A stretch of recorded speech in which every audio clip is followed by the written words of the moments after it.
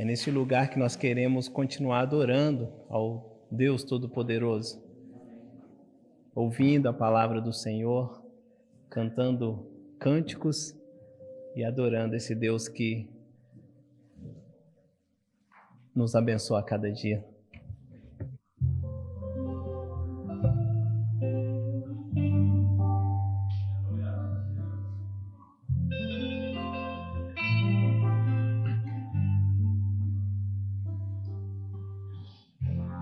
Tu és tudo que eu mais quero, o meu fôlego tu és. Canta aqui. Em teus braços é o meu lugar, estou aqui, estou aqui. Pai, eu amo sua presença, teu sorriso é vida em mim. Eu seguro em suas mãos, confio em ti, confio em ti. Quero ir mais fundo, leva-me mais perto, onde eu te encontro, no lugar secreto, aos teus pés me rendo, pois a tua glória quero ver.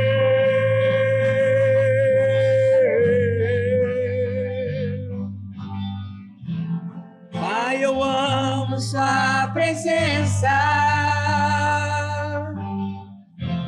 teu sorriso é vida em mim. Eu seguro em suas mãos, confio em ti, confio em ti. Quero ir mais fundo, leva-me mais perto, onde eu te encontro, no lugar secreto, aos teus pés me rendo, pois a tua glória quero ver.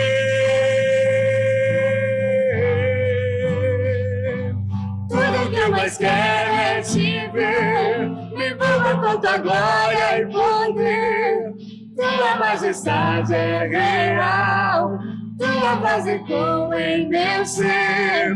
Tudo que eu mais quero é te ver, me envolva com tua glória e poder. Tua majestade é real, tua voz ecoa em meu ser. Tudo que eu mais quero é te ver, me envolva com tua glória e poder. Tua majestade é real, tua voz ecoa em meu ser. Me envolva com tua glória e poder. Tua majestade é real, tua voz ecoa em meu ser. Aleluia. Oh Deus, te adoramos, meu Pai. Aleluia. Nós possamos ver o Senhor. Aleluia.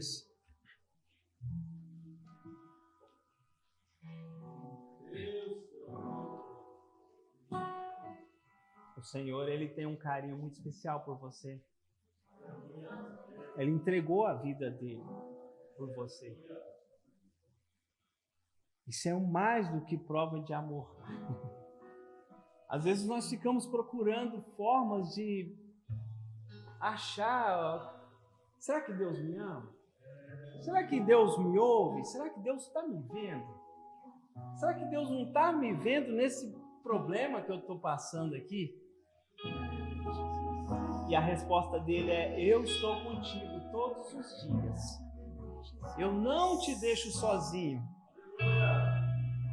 Eu enviei o Espírito Santo como consolador para te acompanhar todos os dias da sua vida. Nunca pense que você está sozinho, porque o amor dele é muito grande por você. Aleluia.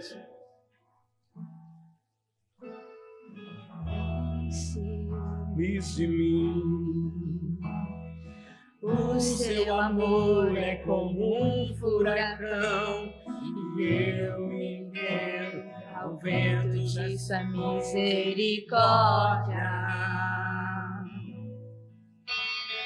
Então de repente não vejo mais minhas aflições, eu só vejo a glória. E percebo quão maravilhoso Ele é, e o tanto que Ele me quer. Oh, Ele me amou.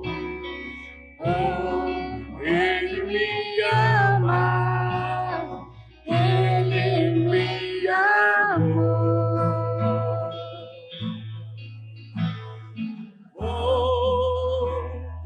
Ele me amou. Oh, Ele me ama. Ele me amou.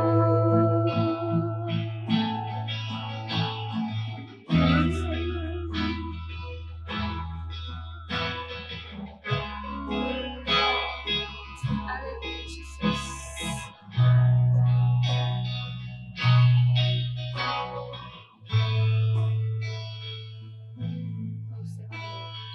O seu amor é como um furacão, e eu medo ao vento de sua misericórdia.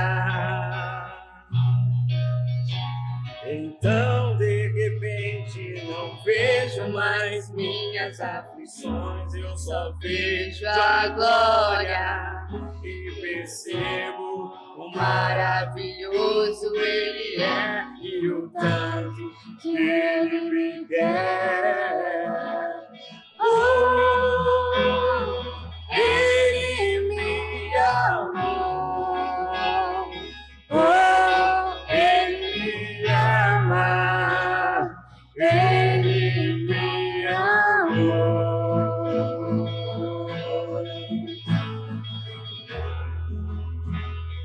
Ele me amou. Oh, Ele me ama. Ele me amou. Me ama. Ele me ama. Ele me ama. Ele me ama, me ama, Ele me ama, Ele me ama, Ele me ama. Somos sua herança, Ele é o nosso galardão, de olhar trai a redenção. Jesus, estamos afundando. O céu se une à terra como um beijo apaixonado. Meu coração dispara, meu peito acelerado. Não tenho tempo para perder com ressentimentos quando penso que Ele me ama. Ele me ama. Ele me ama. Ele me ama. Me ama. Ele me ama. Ele me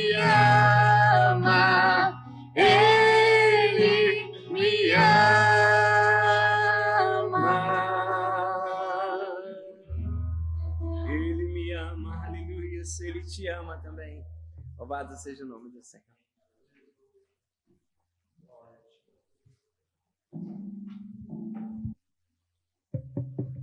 Saúde os irmãos com a paz do Senhor, amém? Amém. Queria convidar os irmãos a abrirem a Bíblia na carta aos Hebreus. Tarde linda, né, meus irmãos? Tarde maravilhosa, parece até nosso país, né? Coisa boa, viu? Carta aos Hebreus, capítulo de número 6. Deus permitir, nós vamos terminar esse capítulo hoje para a glória de Deus. Amém, meus irmãos? Carta aos Hebreus, no capítulo de número 6. Próximo culto a gente vai providenciar o microfone, né? Porque eu acho que ficou longe e a gente não estava ouvindo como os instrumentos estavam ligados na caixa, a gente não estava ouvindo a voz, ficou um pouquinho, né? Mas glória a Deus, ficou muito bom. Para a honra e glória do nome do Senhor Jesus. Amém? Lembrando aos irmãos, eu coloquei lá no grupo, nós vamos ter nosso congresso de jovens. Eu pedi aos irmãos, né, que pudessem colocar o nome, aqueles que fossem participar do jejum de segunda-feira. Nós vamos fazer um jejum de 24 horas, e eu escrevi ali, né, que os irmãos que pudessem nos ajudar, e pela graça de Deus já conseguimos lá os 10 nomes, mas não está fechado ainda, né, e sempre é bom ter apoio e ajuda nessas áreas, né, irmãos? Quanto mais jejum, mais oração, melhor. E eu tenho certeza que vai ser o nosso primeiro congresso dos jovens, né? Primeiro congresso dos jovens aqui, e eu tenho certeza que vai ser uma bênção. Tivemos já alguns trabalhos com jovens antes, né? Em outra igreja, mas nesse templo será o primeiro, né? Então vamos adorar o nome do Senhor, bendizer o nome do Senhor e jejuando e orando por nossos jovens, amém?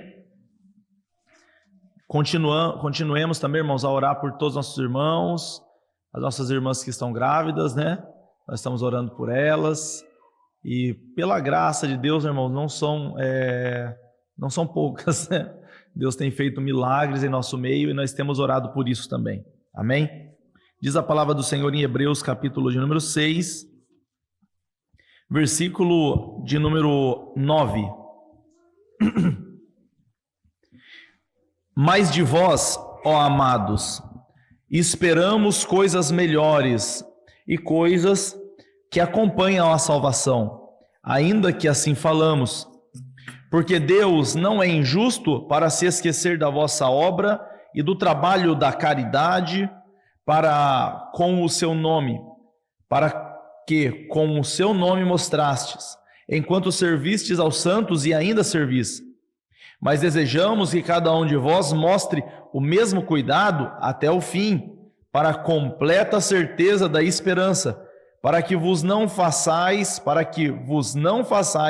negligentes, mas sejais imitadores dos que, pela fé e paciência, herdam as promessas.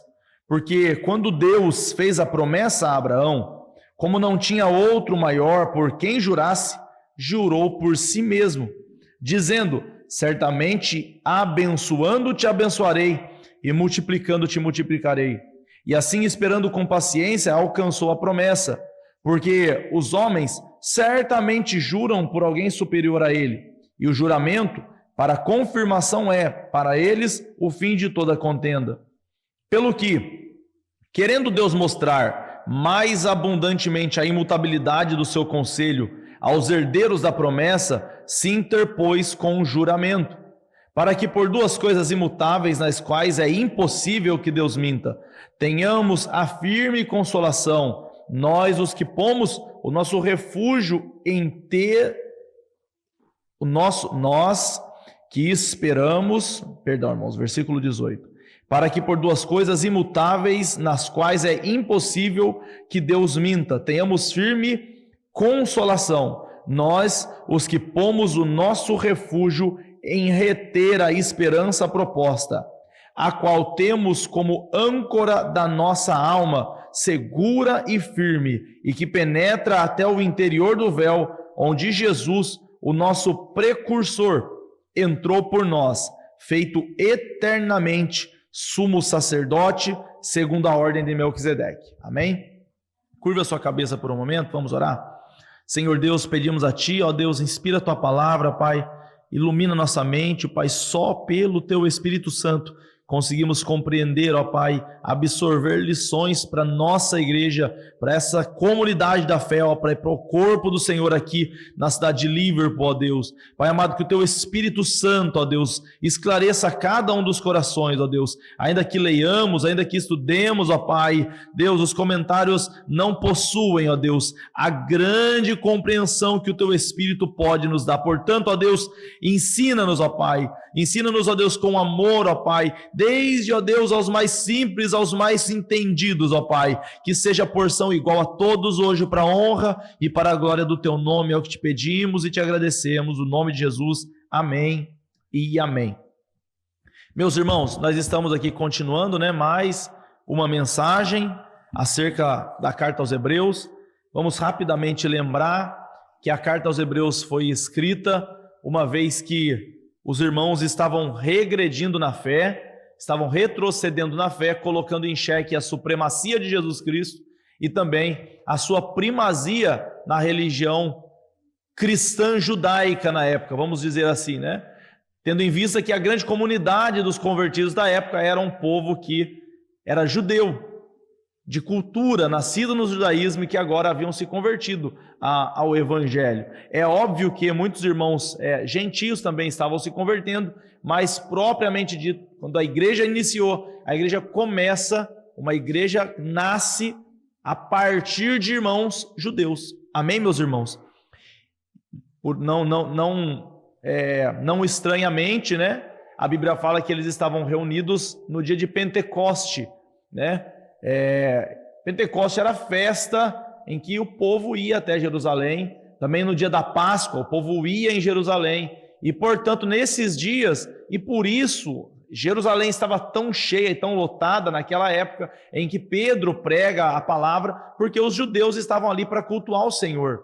Então logo nas primeiras pregações de Pedro, a grande massa do povo que se converte são judeus, se não judeus de linhagem, judeus prosélitos, judeus convertidos ao judaísmo. Amém, meus irmãos? Então eles agora, com o passar do tempo, a fé dos irmãos regride, porque eles esperavam Jesus para aquele momento, e como Jesus está demorando, como Jesus não vem, como Jesus não cumpre segundo aqueles que estavam retrocedendo o seu propósito, eles começam a esmurecer na fé. E como se dá esse esmurecimento na fé? Se dá a partir do momento em que os judeus regressam à sua prática de culto judaico. Então tudo aquilo, conforme escrito na carta aos Hebreus, no capítulo de número 10, vamos ver aqui juntamente com a igreja, a Bíblia diz assim: porque tendo a lei, Hebreus capítulo 10, versículo 1, porque tendo a lei a sombra dos bens futuros e não a imagem das coisas exatas. Então, sendo a lei a sombra daquilo que apontava para o cumprimento em Cristo, agora eles estão retrocedendo, porque tinham a revelação plena de Cristo, entretanto, estavam voltando aos princípios das sombras. Estavam de novo a guardar os calendários judaicos, estavam de novo guardando a dieta judaica, estava de novo guardando o sábado, e todos esses pontos apontavam para Cristo. Assim como todos os caminhos levam a Roma, todos os caminhos da palavra do Senhor apontam para Cristo. Cristo é o centro da Bíblia. Cristo foi e é a inspiração dessa palavra maravilhosa. Ele é a fonte das Escrituras. Ele é, segundo a Bíblia nos informa, o pão vivo que desceu do céu. Amém? Mais uma vez reforço essa passagem bíblica em que Jesus passa no templo e fala assim, pessoas estão ali admiradas com a construção daquele templo, e aí Jesus diz assim, olha, derruba-o e 3 dias eu o edificarei. Mas ele falava do seu corpo. E aí aqueles homens disseram, os religiosos, o senhor não tem 30 anos, como você diz aí que vai derrubar e vai restituir? Nossos pais comeram um maná no deserto. Eles estavam querendo ser grandes, dizendo que eles sim eram importantes, e aí né, carpinteiro, filho de José, vem falar que vai edificar o grande templo em 3 dias. Aí Jesus fala assim: comeram do maná no deserto e morreram. Mas o que come do pão vivo que desceu do céu, aleluia, esse tem a vida eterna. E Jesus é o maná que não apodrece, né, meus irmãos? Só tinha um maná que não apodrecia. Os irmãos lembram dessa passagem? Qual era esse maná, irmãos? Era o maná que ficava dentro da Arca da Aliança. Quando Deus mandava o maná para o povo dele no deserto, eles deveriam pegar todo dia de manhãzinha a sua porção. Não poderia guardar, senão no dia de sábado, para descansar, né, no dia do sábado. Na sexta-feira eles deveriam colher dobrado. Então, meus amados irmãos, se pegasse o maná na terça-feira, guardasse no armário e falasse assim: ó, esse aqui é o maná para hoje e para quarta, né? O que acontecia? O maná estragava. Mas o maná que ficava dentro da arca, ele não estragava. Esse maná apontava para Cristo. Amém, meus irmãos? Deus é maravilhoso, Deus é poderoso, Jesus Cristo é o Senhor da Bíblia. Toda vez que nós retrocedemos na imagem que Cristo tem formado em nós e nessas convicções cristocêntricas acerca da palavra, nós falhamos brutalmente. Irmãos, corremos seriamente o risco de declinarmos na fé quando não olhamos para Jesus, o autor e consumador da fé. Se Jesus é a revelação plena da sombra, por que nós, os cristãos, que temos a revelação exata da pessoa de Deus, a Bíblia diz que em Cristo, aprove a Deus colocar toda a sua plenitude, em Cristo Jesus, nele habita corporalmente toda a plenitude de Deus. Então, meus amados, por que não correr para os braços de Cristo? Por que não pedir a Cristo? Por que não ter Cristo como a coluna da nossa fé? E muitas vezes nós nos apegamos a coisas temporais, coisas terrenas, coisas momentâneas e deixamos de crescer nas doutrinas de Cristo. Amém, meus irmãos? Precisamos aprender de Cristo. E o escritor escreve essa carta para impulsionar aqueles irmãos, para que eles se recordem que Cristo é superior, Cristo é supremo. Amém, irmãos? Cristo é o supremo Senhor da igreja. E Cristo é o único, irmão. Basta Cristo na nossa vida. Amém? E não as práticas judaias, antes de todas as outras que os homens dizem, para que sigamos, não relacionadas às doutrinas de Cristo. Então, o escritor vai começar a escrever e falar que Cristo é maior do que a lei, Cristo é maior do que os anjos, porque a nenhum dos anjos Deus disse: assenta-te à minha direita até que ponha os teus inimigos como estrado dos seus pés. Nenhum dos anjos ouviu isso, mas Jesus ouviu. A Bíblia nos fala que Jesus é maior do que a lei. A Bíblia nos mostra, e aí aqui no capítulo 1, no capítulo 2, a Bíblia vai mostrar, o capítulo 2 de Hebreus vai dizer assim: olha, Jesus era maior que Moisés, porque Moisés era o mordomo da casa, e quanto maior honra tem o filho, então Jesus Cristo tem maior honra que Moisés. Amém, meus irmãos? Cristo é maior. Moisés era o mordomo da casa de Deus, aqui se entende por alegoria o que o texto nos ensina, mas Jesus é o filho do patrão, e o filho do patrão tem mais honra do que o mordomo da casa. É isso que o escritor diz. Depois nós vamos ver também o escritor aos Hebreus falando que Cristo é maior do que Josué.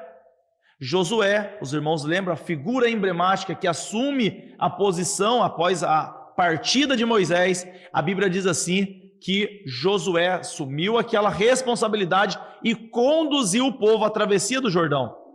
Conduzindo o povo à travessia do Jordão, ele entrou na terra prometida. E segundo a palavra do Senhor, forneceu àquele povo um tempo de descanso.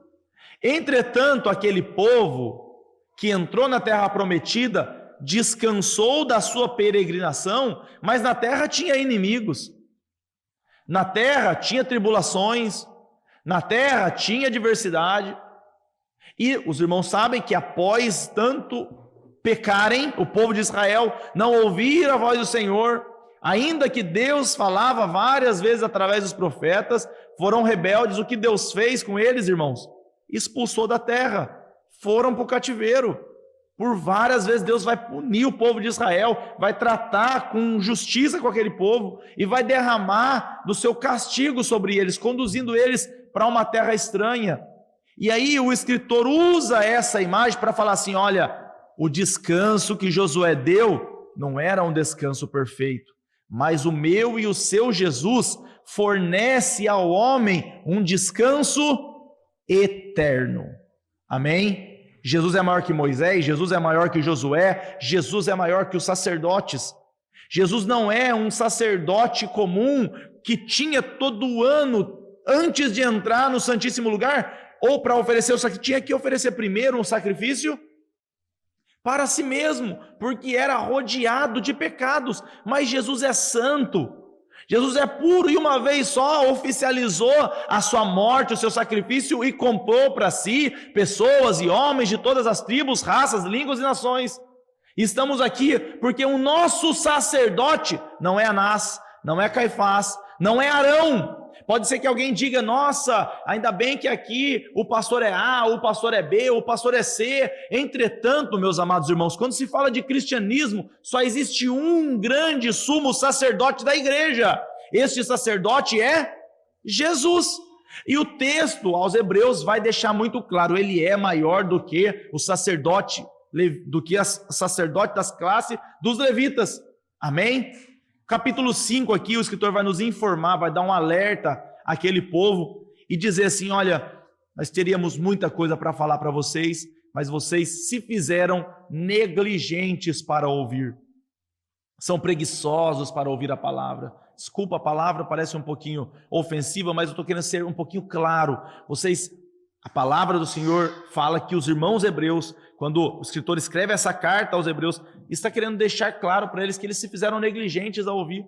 Eles deveriam ser já mestres pelo tempo, mas infelizmente necessitavam de leite e não de sólido mantimento. Amém, meus irmãos? Quantas e quantas vezes nós perdemos riquezas e delícias da palavra por causa da nossa imaturidade, irmãos. Irmãos, você já aprendeu a se deleitar na palavra? Você já aprendeu a chegar na tua casa, abrir a palavra e falar assim: sabe, irmãos, melhor do que tomar um sorvete no dia ensolarado, melhor do que sentar na praça do Omo de Firenze e tomar um cappuccino com a pasta alla crema. Sabe, isso são coisas boas, irmãos? Sim ou não? Você gosta de fazer uma viagem, fazer uns 7 dias aí, dar uma volta, sim ou não? Isso é gostoso, não é? Mas sabia que a nossa paixão pela palavra, e o nosso amor pela palavra, o nosso prazer pela palavra deve superar todas essas coisas? Você já aprendeu, sabe por quê? O que nos diferencia de servos ou amigos de Deus é o nosso prazer. Porque o servo, ele faz porque é obrigado a fazer. No entanto, a Bíblia mostra a figura de um servo, de um escravo, que ele poderia, por amor ao dono, se ele se afeiçoasse ao dono, ao seu senhor, e não quisesse ir embora, ele então marcava a sua orelha e ele serviria, e agora seria um escravo por amor. E Jesus quer que nós não sejamos um escravo que é obrigado a ler. Eu tenho que ler 3 capítulos por dia, porque se eu não colocar essa meta, eu não consigo ler a Bíblia no final do ano. É muito importante a gente ter disciplina, irmãos, mas Deus quer que nós amemos a palavra. Mais do que eu anseio chegar na minha casa depois do trabalho, abraçar os meus filhos, brincar com os meus filhos, isso é fantástico, sim ou não? Quando você chega cansado e parece que as suas forças vão embora, quando você vê a sua família, quando você vê a esposa que está fazendo ali a jantinha, que está cuidando da casa, isso não é bom, irmãos?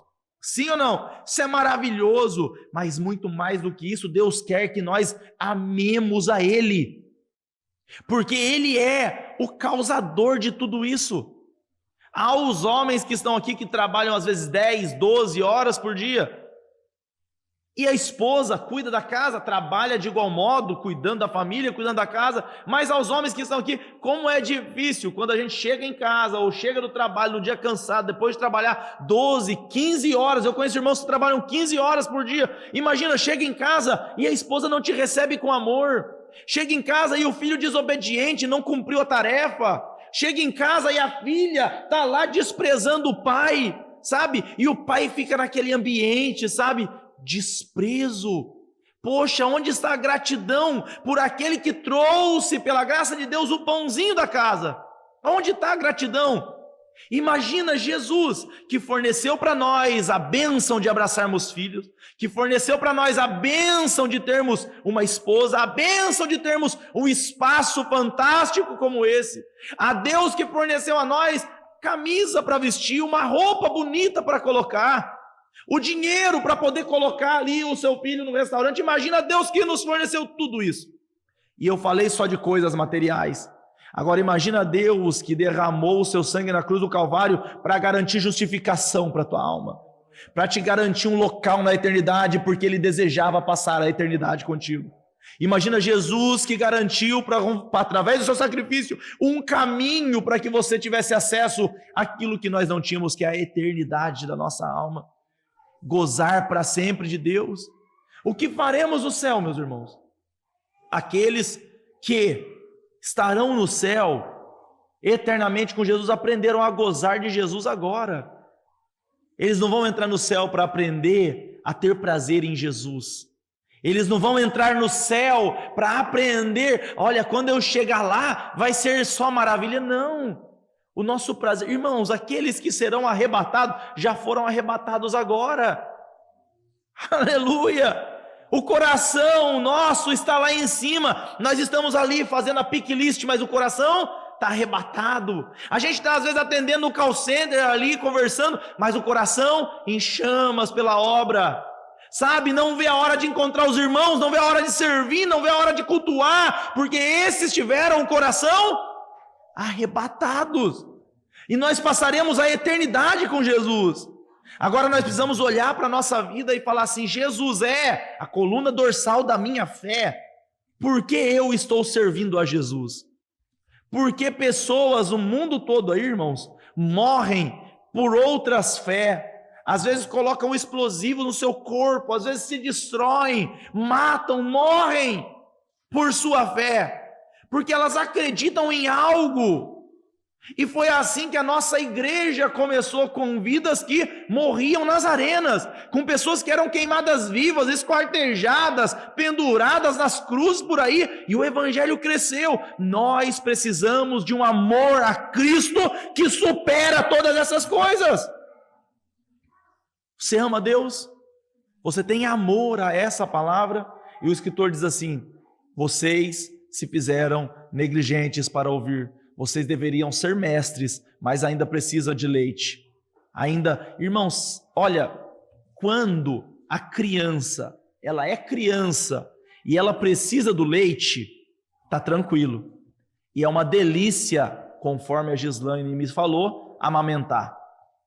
Quando a criança amamenta, parece que existe um relacionamento entre mãe e filha, algo acontece ali que é mágico. A gente, bom, só quem é mãe sabe o que eu estou falando. Dói, é dolorido, mas um relacionamento é gerado a partir do ato de dar leite à criança. Mas a criança cresce e chega num ano e meio, 2 anos, e daqui a pouco aquilo começa a incomodar. É a hora de desmamar. A partir daquele momento é só rebeldia, são só vícios, é só vontade do corpinho da criança. Ela já aprendeu a comer comidinha legal, mas agora ela quer estar perto, ela quer cheirar, ela quer o aconchego do seio materno. Sabe, irmãos, começa a incomodar. Agora imagina, está com 4 anos e a criança está mamando. Imagina com 5 anos e a criança está mamando. Aí passa 10 anos e a criança ainda não largou a chupeta. 15 anos e a criança está escondendo a chupeta no bolso. Ou querendo mamar, imagina isso. Isso é legal, irmãos? Não. Agora imagina, falando em uma questão fisiológica, uma questão no corpo. Você tem um filho, seu filho é uma bênção, e infelizmente seu filho não cresce, ele come, ele se alimenta, mas ele não cresce, e os médicos chamam essa doença de raquitismo. Atrofia, não cresce, não. Os outros estão tudo grandinho, jogando futebol, e o seu filho com os músculos atrofiados. Que tristeza isso, irmãos. E a nossa alma, muitas vezes, pela nossa negligência, por não ter contato com a palavra do Senhor, por não desejar ir a Deus em oração, atrofiamos da fé. E não é legal isso aqui. O que o escritor está falando aos hebreus não é legal o estado de vocês. É bom ter crianças, as crianças alegram a casa, mas ter uma igreja de pessoas raquíticas, misericórdia, irmãos. Então o escritor falou, vocês deveriam ser já mestres, temos coisas para ensinar. E nós falamos dessas coisas aqui nesses cultos, falamos das doutrinas elementares e chegamos até a perseverança da fé, perseverança dos santos. O último culto falamos sobre a necessidade de carregar até o fim a nossa fé e as nossas convicções, dando frutos ao Senhor. Mostramos através de muitos textos a necessidade de perseverar até o fim. Aquele que perseverar até o fim receberá a coroa da vida. Nós falamos acerca disso. Passa o tempo, irmãos. Sabe, assim como a matéria se decompõe, assim como o ferro é corroído pela ferrugem, assim como o nosso corpo é destruído pelo tempo, infelizmente, a nossa fé, se nós não estivermos trabalhando os nossos sentidos espirituais, a nossa fé decresce, a nossa fé cai, e corremos o risco de cair na apostasia. Amém, meus irmãos? Perdermos esse dom tão maravilhoso que o Senhor tem nos dado.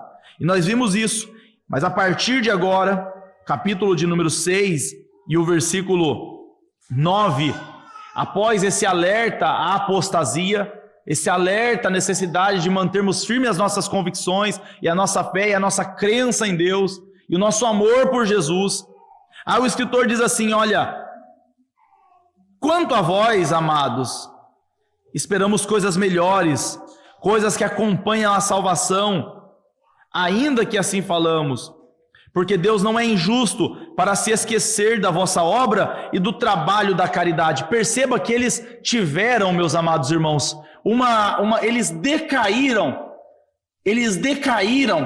na ideia da justiça de Deus. O que o escritor está querendo resolver aqui desses irmãos hebreus? O que ele está querendo resolver? Passou-se o tempo e vocês acharam que Deus é injusto. Vocês estão achando que Deus não vai retribuir a vocês. Vocês acharam que não tem lucro ser cristão. Porque queira ou não queira, muitos se aproximam de Jesus não pelo que ele é, mas pelo que ele faz.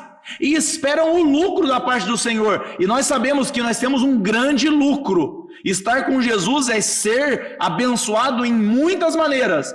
E os irmãos sabem a melhor delas, sem sombra de dúvidas, é gozar de Cristo na eternidade. A glorificação do nosso corpo, temos muito lucro. Mas o problema é que existem coisas que nós ganhamos que os nossos olhos não veem. E nós precisamos pegar a bênção, nós precisamos tatejar, nós precisamos segurar a bênção. E talvez para mim a bênção seja a minha casa, a bênção seja o meu filho, a bênção seja a minha família, a bênção seja algo que eu consiga tocar, a bênção seja algo que eu preciso pegar. Se eu não tiver o meu iPhone, se eu não tiver o meu carro, se eu não tiver o meu celular do ano, então é porque Deus não está me prosperando. E aí o escritor fala assim, olha, vocês caíram, vocês estão definhando na fé, porque não tem mais uma convicção de que Deus é justo. Deus é justo, irmãos. Deus é justo. E aqui nós fazemos um link com a doutrina, nós falamos aqui do juízo final.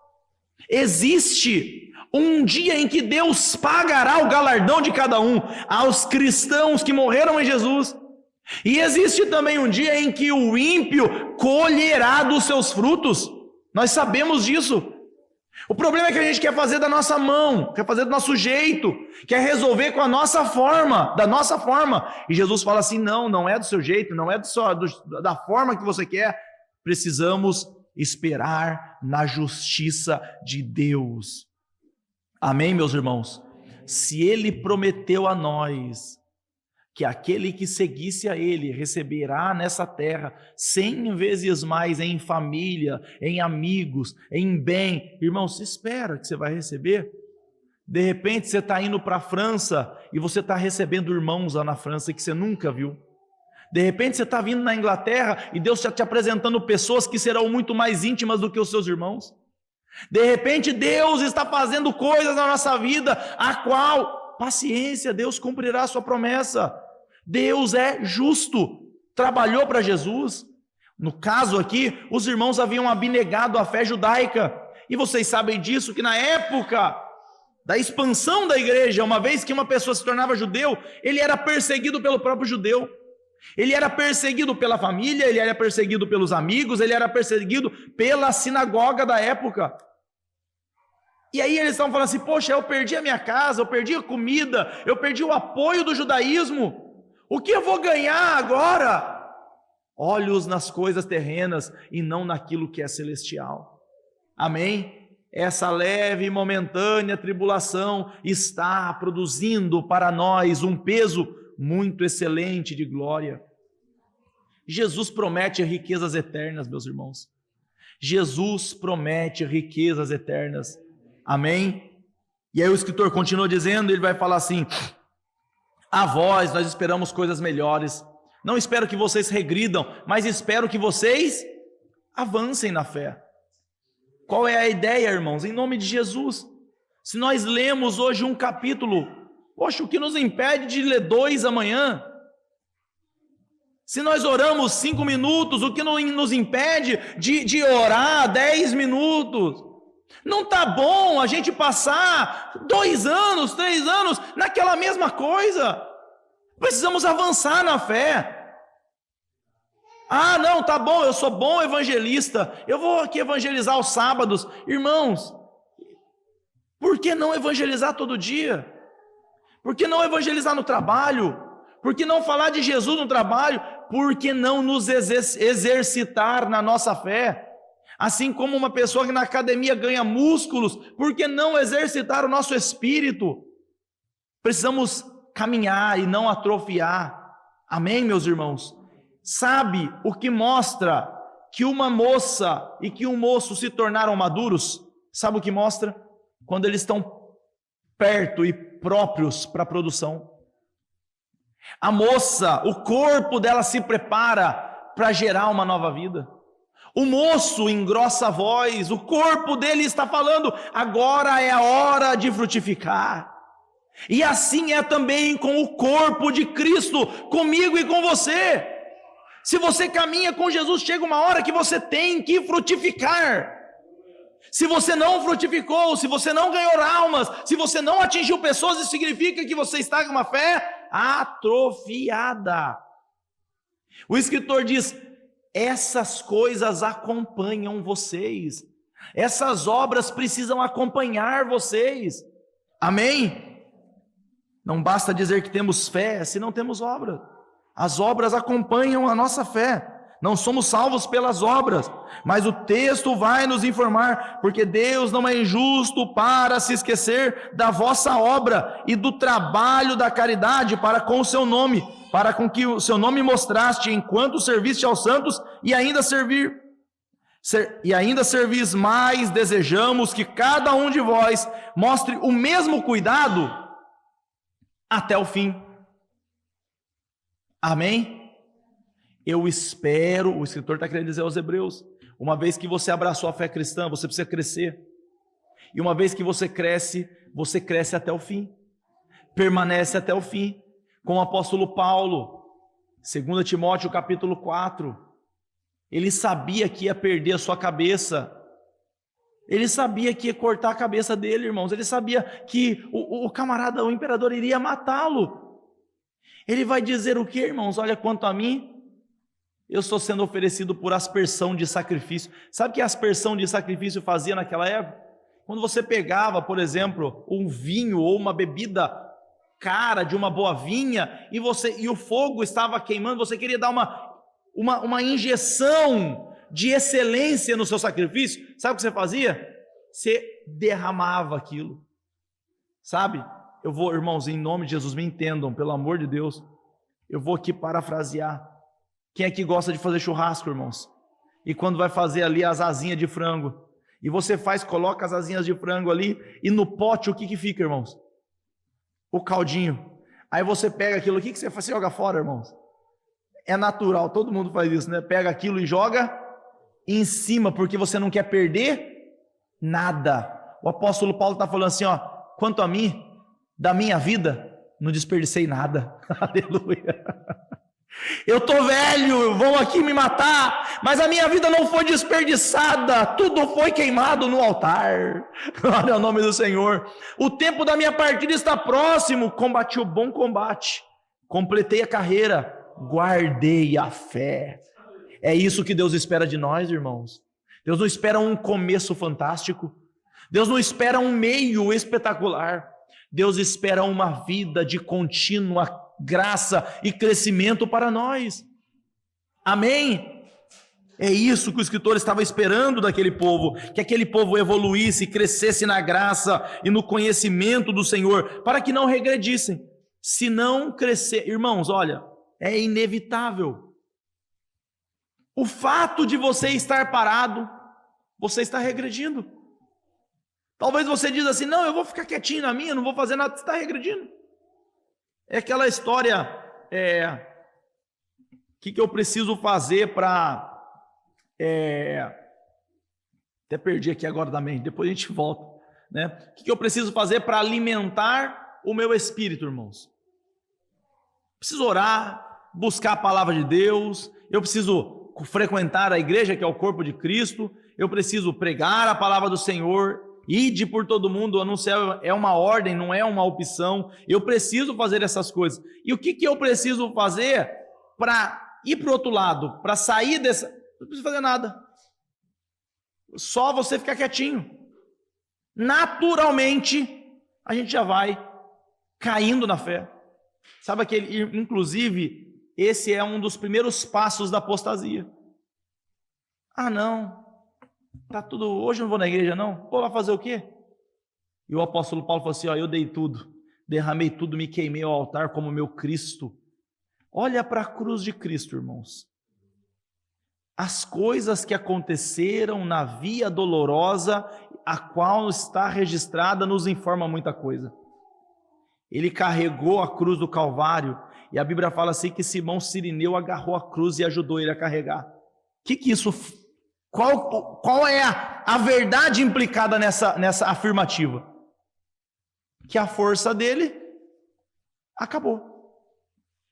Quando o Cirineu pega a cruz, automaticamente o que o texto nos informa?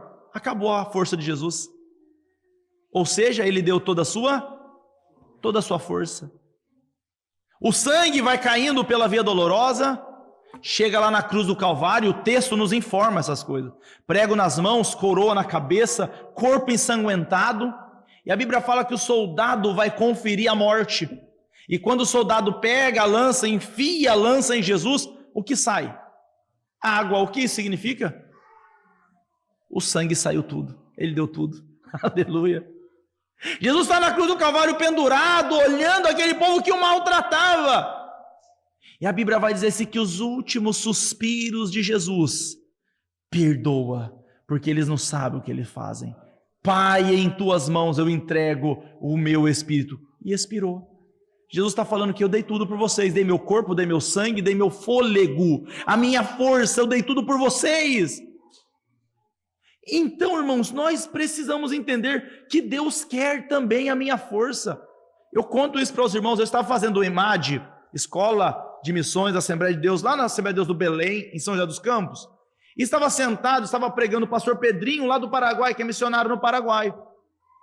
E era o primeiro dia de curso, a primeira aula da escola de missionários, e nós estávamos, eu e minha esposa, e aquela mensagem guardou meu coração e incendiou meu coração. Porque o Pedrinho, o pastor Pedrinho estava pregando, e uma das frases que ele falou assim, ó, Deus não quer a sua velhice. Aquilo, irmã, tomou conta, porque eu estava concursado, eu tinha minha casinha, era uma casinha simples, mas nós tínhamos uma vida boa, irmãos. Sabe, a Gislaine trabalhando numa escola, nós estávamos numa vida tranquila, mas quando eu ouvi aquilo ali, sabe, irmãos, eu falei assim, eu quero dar tudo para Jesus. Eu quero oferecer a minha vida para Jesus e eu não quero esperar aposentar 30, 40 anos, aposentadoria e depois não. Pai amado, se for da tua vontade, leva-me às nações, faça a tua vontade na minha vida. E eu até cutuquei a Gislane naquele dia e falei assim, ó, isso é confirmação de Deus para a nossa vida. Nós estávamos orando e Deus tinha confirmado. Deus não quer a nossa velhice, Deus merece o melhor dos nossos dias, irmãos. Amém? Então, como a palavra de Deus diz, retenhamos até o fim. Amém, meus irmãos? Isso que Deus tem nos oferecido. Por que precisamos reter até o fim? Versículo 12, para que vos não façais negligentes, mas sejais imitadores dos que pela fé e paciência herdam a promessa. Assim como eu falei de Paulo, assim como eu falei de Cristo, fé e paciência te ajudarão nessa caminhada. Amém? Fé, irmãos, tenha fé, não deixe a sua fé esmurecer. Se Deus falou, se Deus profetizou, se Deus usou alguém, se a promessa, isso aqui nós estamos falando de promessas desse tempo, para essa geração, profetas que Deus usa, coisas que Deus fala, profecias que são liberadas para a nossa vida, acredita. Fé e paciência. Paciência e fé acompanham aqueles que perseveram até o fim. Mas essa é uma revelação de nível muito rasa. Porque a fé e a paciência que o escritor está querendo incentivar e trazer para nós aqui, traz a ideia de uma fé e paciência que olha para a eternidade. Amém? Cristo falou que nós temos moradas no céu, sim ou não? E quantos que você conhece que já não estão mais no caminho? Quantos você conhece que abandonaram a fé em Cristo? Cristo falou que nós vamos gozar de ruas celestiais, que vamos entrar no céu, que vamos... Nossa, irmão, vai ser uma coisa fantástica estar no céu, viver a eternidade, irmãos, nossos olhos precisam estar na eternidade. Paciência e fé. Nós não somos um maratonista. Perdão, irmãos. Nós não somos o corredor, aquele que corre o tiro de 50 metros. Qual que é a ideia do corredor que corre o tiro de 50 metros? Ele precisa de velocidade no menor tempo possível. O apóstolo Paulo não fala isso para nós. O que a gente precisa ter, irmãos? Paciência.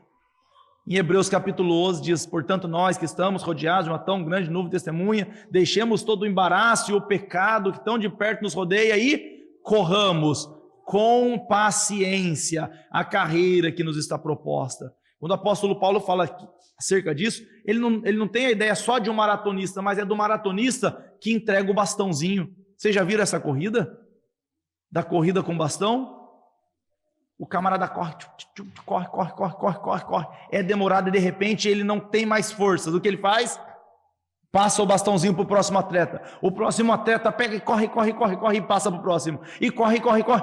E todos precisam manter o ritmo e precisam manter a paciência, que a corrida é longa. Sabe, irmãos, a história da nossa fé não começou agora. A história da nossa fé começou lá atrás, quando Deus falou que da semente da mulher vai nascer um que esmagaria a cabeça da serpente. E esse bastão foi passando para cada um, chegou em Abraão, Isaac, Jacó, os patriarcas, atravessou toda a era patriarcal, histórica, profética, chegou até os apóstolos, irmãos, atravessou toda a patrística, chega a nós, hoje, tantos e tantos anos que essa corrida está acontecendo. Paciência, ele virá. Paciência, Jesus virá buscar a sua noiva, amém? Qual é o exemplo de paciência que ele usa, irmãos? Vou pedir 10 minutinhos dos irmãos, por gentileza. O exemplo de paciência que ele vai usar é capítulo 6, versículo 13, irmãos. Porque quando Deus fez a promessa a Abraão, como não tinha outro maior por quem jurasse, jurou por si mesmo, dizendo, certamente, abençoando te abençoarei, e multiplicando te multiplicarei. E assim esperando com paciência, alcançou a promessa. Os irmãos sabem com quantos anos Abraão saiu da terra dele? Os irmãos se recordam? Vamos ler a palavra de Deus, irmãos, Gênesis. Gênesis capítulo 12.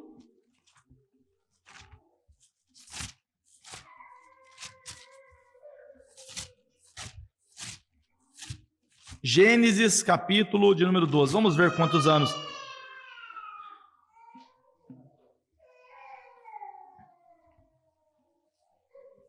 Amém, glória a Deus. Com quantos anos? 75 anos. Ora, o Senhor disse a Abraão: sai da tua terra, da tua parentela, da casa do seu pai, para cá. Quantos anos? 75. Com quantos anos ele teve Isaac, irmãos? 100 anos. Irmãos, eu não vou nem comentar, irmãos, porque nós não estamos falando de um jovem. Nós estamos falando de um senhor que de 75 anos que recebe uma palavra de Deus. Um senhor que, conforme nós lemos aqui no último sábado, na pregação da palavra, na ocasião em que ele invade as terras, os reinos que haviam dominado Sodoma e Gomorra, e ele traz toda aquela turma. Nós falamos aqui acerca disso. Ele tinha 318 que haviam nascido na sua casa, dos seus servos, daqueles que cresceram com ele. E Abraão, Miller, viu 318 homens fortes e valentes se tornar senhores da guerra. Homens fortes que manejavam bem a espada. E o filho de Abraão, irmãos, parou para pensar nisso? Nascia um, nascia o outro, nascia o outro, nascia o outro, nascia o outro, e Abraão passou 10 anos.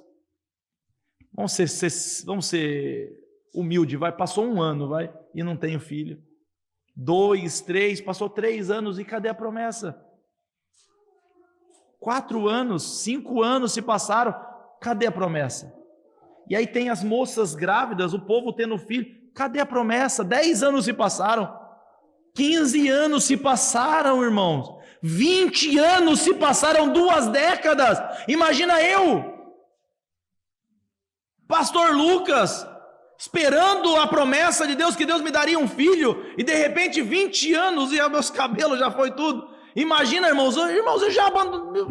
Sabe, irmãos, é por isso que Abraão é o pai da fé na Bíblia, considerado pai da fé. Imagina as orações de Abraão, as conversas de Abraão com Deus, porque tudo que está escrito na Bíblia aconteceu, mas tudo que aconteceu não está escrito na Bíblia. Imagina as orações que Abraão fez, as indagações que Abraão tinha: Senhor, quando vai ser? Quando o Senhor vai fazer? Mas a fé inabalável. Será que vai ser quando eu tiver 100 anos? 110 anos? Abraão, irmãos, ele tinha uma fé tão inabalável que ele acreditava que Deus poderia multiplicar os anos dele, mas o filho nasceria. Eu estou com 100 anos, mas enquanto não nasceu o filho, irmãos, glórias a Deus, que os irmãos sabem da história. O nosso Deus aparece a Abraão: ô Abraão, daqui a esse tempo, por esse tempo eu vou retornar, e sua mulher vai estar segurando um filho. Glória ao nome do Senhor. E a promessa de Deus se cumpriu. Então a figura aqui é Abraão. Abraão recebeu em suas mãos a promessa material, a realização de um sonho. Sim ou não? Só que, irmãos, entenda em nome de Jesus, quando Deus prometer alguma coisa para você, liberar palavras de bênção na sua vida, entenda que existe uma visão material, mas uma visão do reino. Abraão segurava um filho. Deus pensava na continuidade daqueles que herdam a promessa. Isaac, Jacó, aleluia, Esaú, glória ao nome do Senhor, 12 tribos, José, Manassés, Efraim. É isso que Deus estava querendo realizar, e Abraão estava só com um bebezinho. Sabe, irmãos, aquilo que Deus colocou na sua mão é só um prenúncio daquilo que Ele fará com o tempo. Irmãos, o Caleb é só o prenúncio da minha bênção. Eu pego no colo, eu vejo o Calebinho, eu abençoo a vida dele, mas o que Deus fará com a vida dele, eu não sei. A história vai contar. A promessa vai além da minha vida, ela continua quando a gente morre. Aleluia, ao nome do Senhor. Você já viu Deus fazer algo que não é eterno? O nosso Deus faz planos eternos para a nossa vida. Glória ao nome do Senhor. Aquilo que Deus faz, diz a palavra, durará eternamente. Glória ao nome do Senhor. Tudo que Deus faz durará eternamente. E as promessas da nossa vida, Deus prometeu para você que você vai ser abençoado financeiramente. Irmãos, levanta as anteninhas, porque Deus tem alguma coisa para fazer com esse negócio. Essa prosperidade não é para você gozar só para ti, não. Existe uma promessa de Deus na sua vida. Deus profetizou que você vai ser mãe de filhos. Abra os olhos, já começa a preparar o local que você vai ensinar o seu filho a fazer cultinho. Já separa os melhores livros da palavra que você quer ensinar, já vai vendo como que você vai fazer aquele filho, porque Deus pensa além de nós. Por isso que os filhos são herança do Senhor. Enquanto estão com você, aproveita, e por isso que eles também vão embora.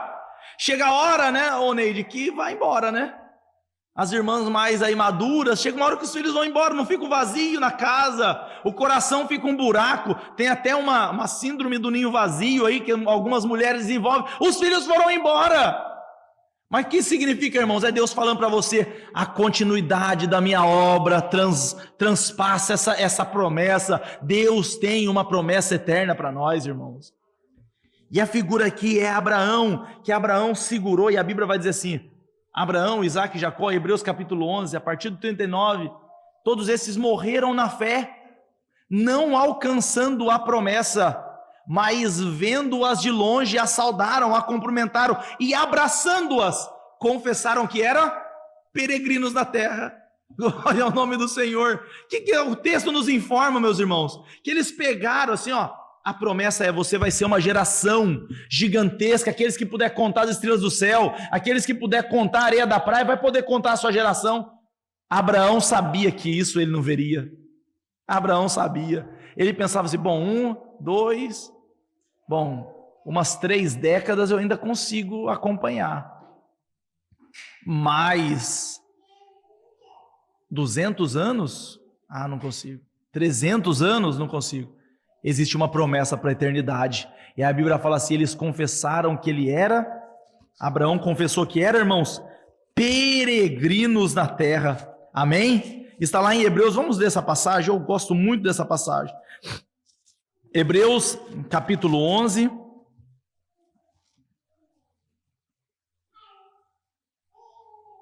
Versículo 13, irmãos, perdão. Versículo 13.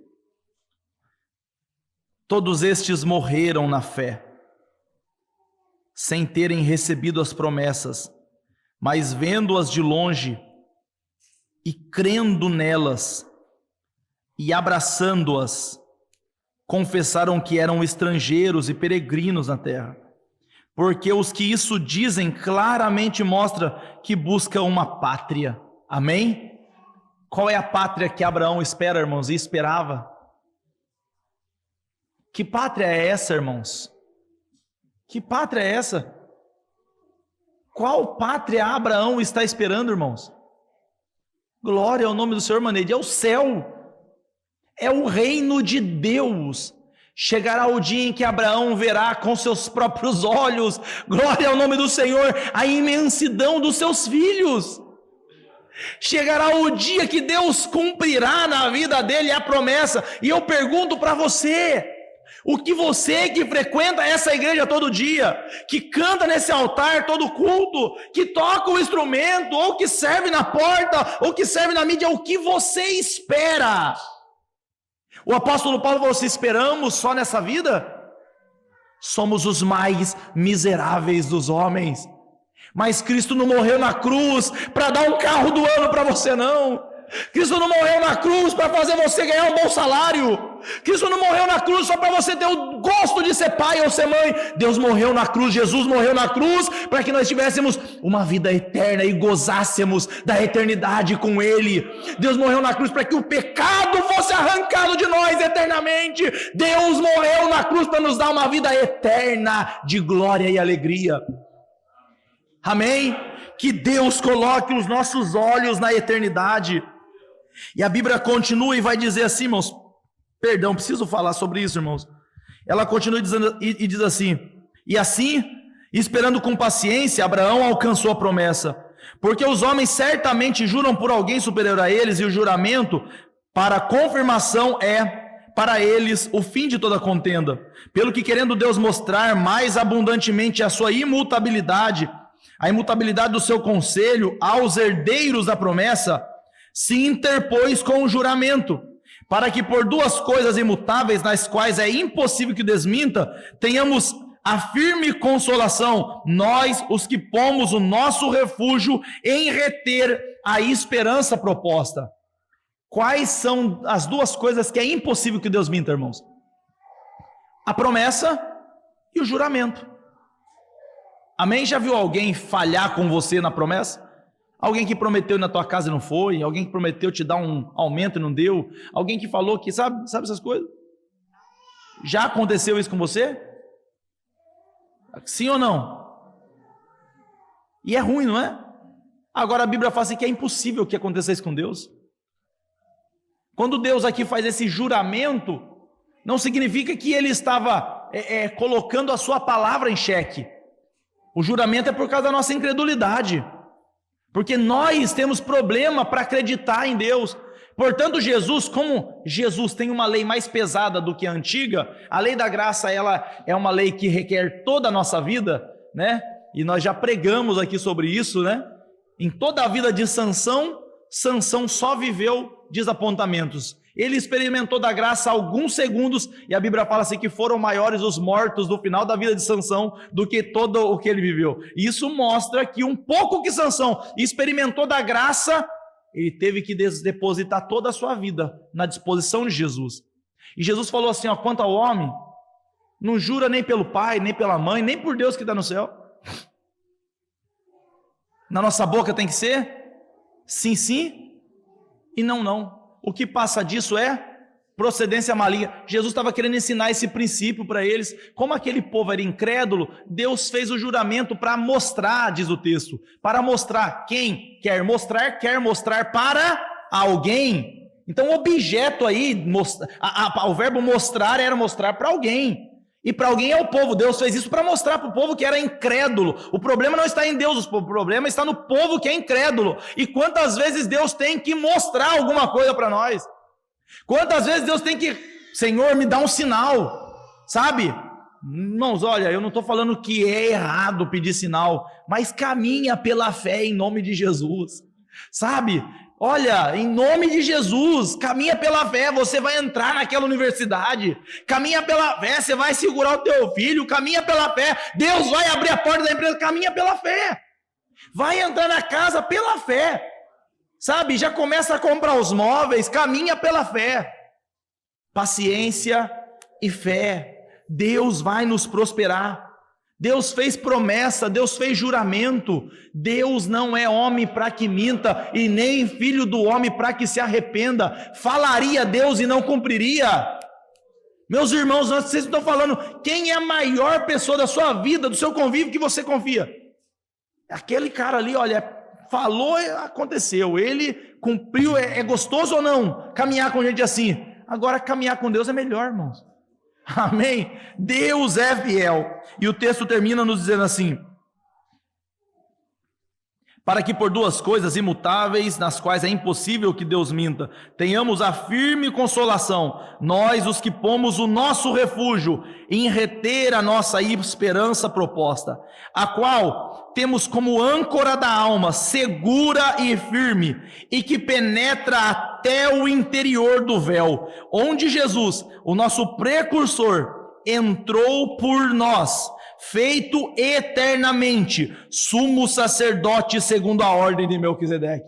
Isso aqui, irmãos, é algo que eu não consigo explicar com 3, 4, 5 horas falando com os irmãos.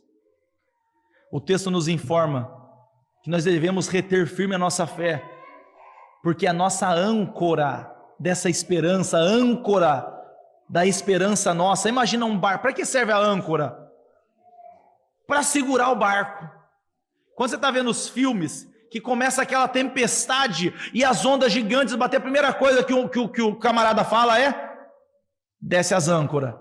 A gente precisa descer as âncoras para firmar o navio, senão a gente vai parar não sei lá na onde. Quando chega na beira da praia e ele quer descer naquele rumo para o barco não ser levado para longe, que eles fazem também? Descem as âncoras. Então o texto vai dizer que nós, os cristãos, nós temos uma âncora também. Essa âncora não está no mais profundo mar. Glória ao nome do Senhor. Não é uma âncora com correntes de ferro. Essa âncora se chama Jesus. Glória ao nome do Senhor. Todo ano o sumo sacerdote precisava entrar nos véus, e todo ano oferecer sacrifício, e todo ano matar bezerro, e todo ano matar ovelha, e todo ano matar os pombinhos, e todo ano matar para esconder o pecado do povo. Mas existe um sumo sacerdote que não era da ordem dos levitas, glória ao nome do Senhor, mas da ordem de Melquisedeque, esse sem começo e sem fim, um homem eterno, que desde a fundação do mundo, a Bíblia fala que ele já era o verbo. Esse todo-poderoso adentrou, irmãos, o santuário que Moisés construiu e que Moisés fez era símbolo de algo que estava ou que está no céu. E o texto nos diz isso, que ele fez a arca à sombra do que ele via, e ele fez a tenda à sombra do que ele via, e as colunas à sombra do que Deus dava para ele. Isso mostra que existe um tabernáculo eterno. Glória ao nome do Senhor. O nosso Jesus não entrou no tabernáculo de Moisés, mas entrou nesse local eterno do tabernáculo. E a Bíblia fala que ele fez-se eternamente sumo sacerdote. E aqui acaba a nossa conversa, irmãos. Quando o texto diz que Jesus foi feito sacerdote eterno, o que é a eternidade? O que é a eternidade, irmãos? O que é a eternidade? Pense um pouco, o que é a eternidade? Sabe por quê? Eu e você, nós não somos eternos. Nós não somos eternos. Alguém vai dizer, não, mas a minha alma não, você é perpétuo. Porque teve um dia que você nasceu e teve um dia que Deus te criou. O homem é perpétuo, porque um dia Deus pegou o barro, criou o barro e soprou o fôlego de vida. Então teve início, sim ou não? O conceito de eternidade é que não tem começo e nem fim. Quando Jesus se fez sacerdote eterno, significa que ele é o sumo sacerdote de Abel. Glória ao nome do Senhor. Ele estava lá, irmãos, aleluia. Quando o texto diz que ele é sacerdote, sumo sacerdote eterno, rei de justiça, e o rei de justiça, rei de paz, isso mostra que ele é o sumo sacerdote de Abraão, e por isso a Bíblia nos fala que Abraão viu o seu dia e regozijou-se. Abraão sabia que da semente dele viria o Messias, e ele adorava ao Senhor, sabia que a salvação vinha dos judeus, e era dele que tinha saído aquilo. Essa promessa entrou no coração de Abraão, irmãos. Ele é sacerdote eterno. Eu não sei o que será daqui 50 anos. Se Jesus não voltar, eu quero crer que ele vai voltar hoje, agora para nós, e eu acredito nisso, eu anseio por isso. Mas se ele não voltar daqui a 200 anos, os filhos dos meus filhos terão um sumo sacerdote que resolverá de uma vez por todas todos os seus problemas, que é o pecado, e esse sumo sacerdote é Jesus. Se coloque de pé, por gentileza. Diante das tempestades da vida, meus irmãos, diante dos ventavais que a vida nos prega, tantos e tantos traumas que nós temos, tanta pancada que a vida te deu. Pode ser que alguém aqui tenha 10 anos, 12 anos, e já está vivendo alguma experiência de dificuldade, já está vivendo muita coisa difícil. Pode ser que alguém tenha 20 anos, e pode ser que alguém que tenha 60, 70 anos. Pense em todas as dificuldades e problemas e pancadas da vida que você levou. Se não fosse aquela âncora, aleluia, glória ao nome do Senhor, a gente não estava aqui. Como disse o escritor, se o Senhor não fosse ao nosso lado, Senhor, ora diga a Israel, os nossos inimigos teriam nos engolido vivo. Irmãos, a nossa âncora se a sua âncora, se a minha âncora tiver na eternidade, não no sacerdote da terra, não no templo da terra, mas se a nossa âncora tiver na eternidade, a nossa visão tiver na eternidade, a gente vai dormir hoje, amanhã despertamos na eternidade, e vocês verão quão glorioso será gozar de toda a eternidade com Jesus. Amém? Que retenhamos firme a nossa fé e tenhamos paciência para não esmurecer nessa caminhada, porque Ele é o nosso sumo sacerdote, segundo a ordem de Melquisedeque. Amém? Senhor Deus, obrigado por esse culto maravilhoso, obrigado por essa palavra, Senhor. Abre os nossos olhos, ó Pai, para que entendamos, ó Deus, aonde o Senhor está, aonde o Senhor entrou, o que o Senhor fez, ó Pai, e as bênçãos, ó Deus, que o Senhor conquistou a nós, ó Deus.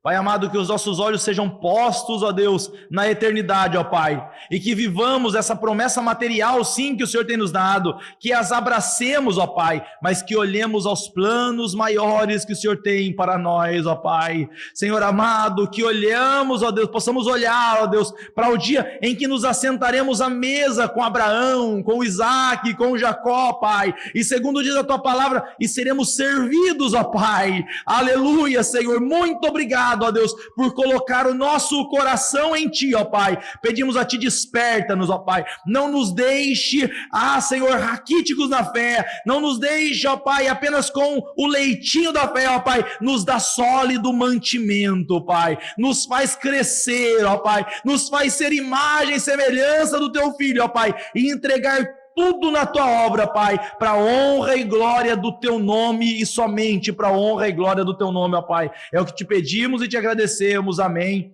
e amém. Que o amor de Deus, a graça do nosso Senhor e Salvador Jesus Cristo, a consolação e a comunhão do Espírito Santo, seja com todos aqueles que amam e aguardam a vida do Senhor. Todos digam comigo em uma só voz. Amém. Está terminado, irmãos. Misericórdia.